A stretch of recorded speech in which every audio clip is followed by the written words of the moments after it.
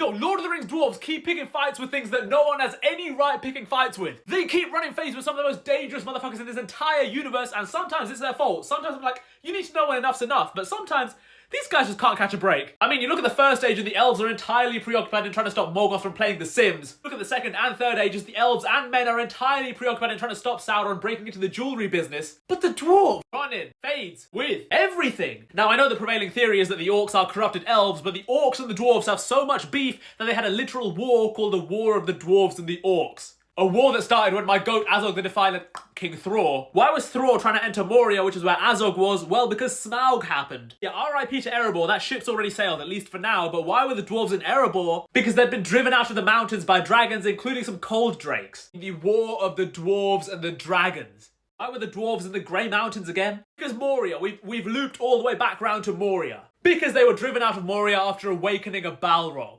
But in all fairness, all of this did make dwarves the hardiest of all the races, and they are the physically strongest of all of the races. And it's made them incredibly well equipped to fight off most of these races. They have run so many fades with dragons that they are easily the race that's most equipped to handle dragons. Oh, and let's not forget their legendary beef with the elves, which started when some of them murked Elu-Thingol, the king of the elven realm of Doriath, the self-proclaimed lord of the entire continent of Beleriand, and the tallest and one of the greatest elves to ever exist.